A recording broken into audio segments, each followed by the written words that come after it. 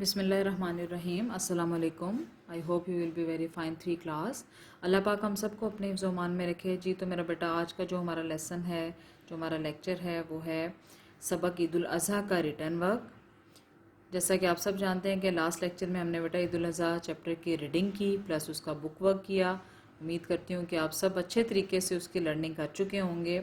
तो मेरा बेटा अकॉर्डिंग टू पैटर्न हमारा आज से रिटर्न वर्क जो स्टार्ट है उसमें आपको पता है सबसे पहले इमला के अल्फाज होते हैं, अल्फाज मायनी होते हैं, अल्फाज जुमले और सवाल जवाब। ठीक है बेटा जी, स्टार्ट करते हैं इमला के अल्फाज। फर्स्ट वर्ड है जी यकम शवाल, ईद उल फितर, कुर्बानी, नहलाया, ईदगाह।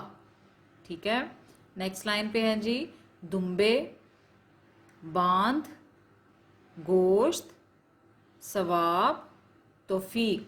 ठीक है बेटा, इमला के अल्फाज अच्छे तरीके से आपने याद करने हैं, उसके बाद एज अ डिक्टेशन आपने उसको अपनी नोटबुक पे करना है। नेक्स्ट क्वेश्चन हमारा है जी अल्फाज के मायनी हैं। फर्स्ट वर्ड है जी मुकर्रर। मुकर्रर का क्या मीनिंग होगा? बिलाशुबा या ज़रूर। ठीक है, ईदगाह सबको पता है, बहुत इजी वर्ड है कि नमाज पढ़ने की जगह। ठीक है, ईदगाह कि जहाँ पे जैसे हम ईद की नमाज पढ़ने जाते हैं तो बेटा ईदगाह जाते हैं। तकबीर, अल्लाह अकबर, यानी नारा जो होता है अल्लाह अकबर को उसको तकबीर कहते हैं। खुतबा, वो नसीहत जो लोगों को जो है वो मुखातिब करके सुनाई जाती है, यानी वो नसीहत जो लोगों को हम मुखातिब करके किसी चीज़ के बारे में बताएं। दस्तरखान, खाने की जगह। सुन्नत, पैगंबरों का अमल। ठीक है, जैसे हम कहते हैं कि सुन्नत नबवी है तो यानी हज़ूर पाक सल्लल्लाहु अलैहि वसल्लम की सुन्नत है, तो ये पैगंबरों का अमल सुन्नत का मतलब है। मकसद, नीयत या मतलब, आपका क्या इरादा है, मकसद। नेक्स्ट है बेटा, आ जाएं आप अल्फाज मायनी पे, अल्फाज जुमलों पे। अल्फाज मायनी के बाद फर्स्ट वर्ड है कुर्बानी। आपको पता है अल्फाज जुमलों में आप बेटा सेल्फ राइटिंग भी कर सकते हैं, ज़रूरी नहीं कि यही जुमले बनाएं, आप अपनी वर्डिंग भी कर सकते हैं। जैसे लफ्ज़ है कुर्बानी, मुसलमान ईद के मौका पर जानवरों की कुर्बानी करते हैं। खुशी, मुझे आपसे मिलकर खुशी हुई। सूरज, सूरज मशरिक से निकलता है। ईदगाह, तमाम लोग ईद की नमाज के लिए ईदगाह पहुँचे।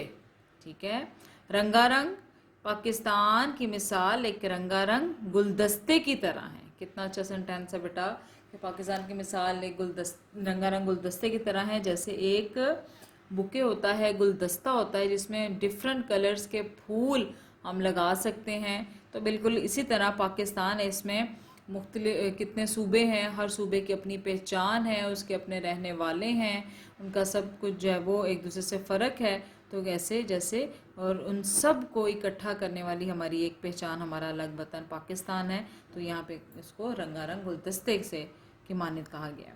गरीबों, हमें गरीबों की मदद करनी चाहिए। ठीक है बेटा, नेक्स्ट आप क्वेश्चन आंसर्स पे आ जाएं। सवाल नंबर 1 है कि मुसलमानों की खुशी के दिन कौन से हैं। अब हमने इस चैप्टर के अकॉर्डिंग आंसर देना है, तो हमें पता है कि हमने पढ़ा कि मुसलमानों की खुशी के दिन कितने हैं, कि वो उसमें 2 त्यौहार हमने जो पढ़े हैं कि ईद उल फितर और ईद उल अज़हा हैं।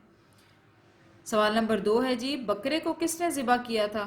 अब्दुल्ला भाई और अब्बा जान ने मिलकर बकरे को ज़िबा किया। सवाल नंबर 3 है अम्मी ने गोश्त बांटने के लिए क्या किया। अम्मी जान ने गरीबों और मोहल्लेदारों में गोश्त बांटने के लिए गोश्त के 2 हिस्से किए और एक हिस्सा घर के लिए रख लिया। क्वेश्चन नंबर 4, मुसलमान ईद उल अज़हा के मौका पर क्या करते हैं। मुसलमान ईद उल अज़हा के मौका पर जानवरों की कुर्बानी करते हैं, क्योंकि हमने चैप्टर में हमने डिटेल में पढ़ा था बेटा कि हम सुन्नत इब्राहीमी को पूरा करते हैं कि हम जानवरों की कुर्बानी करते हैं। ठीक है बेटा,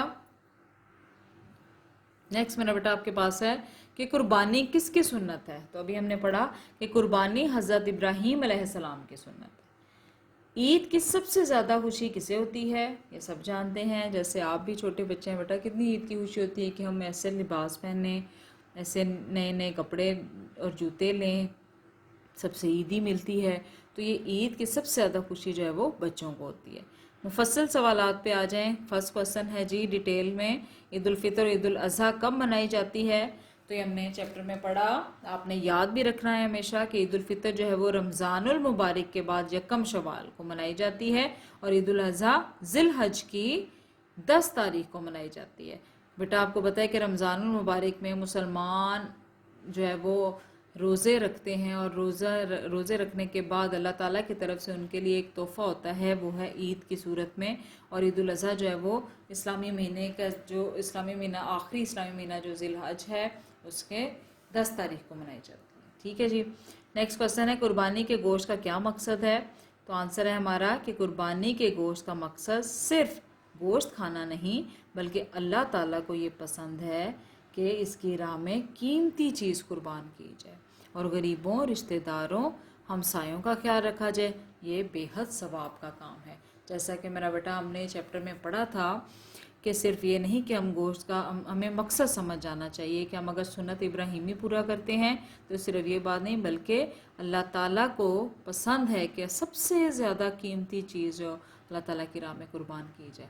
अगर अल्लाह ताला की राह में हम वो चीज़ देंगे जो हमें इंतहाई पसंदीदा है तो क्या होगा कि अल्लाह ताला उससे बढ़कर हमें जो है वो कोई चीज़ अता कर देगा जिसकी हम सोच में भी नहीं रखते होंगे। इसके अलावा गरीबों, रिश्तेदारों और हमसायों का ख्याल भी रखा जाए कि उनको भी अपनी खुशियों में शामिल करें और बेटा उनका भी जो हक़ है सबसे पहले उनका अदा करें। ठीक है, तो ये अल्लाह ताला भी खुश होता है, दुनिया और आखिरत दोनों में आपको कामयाबियाँ मिलती हैं।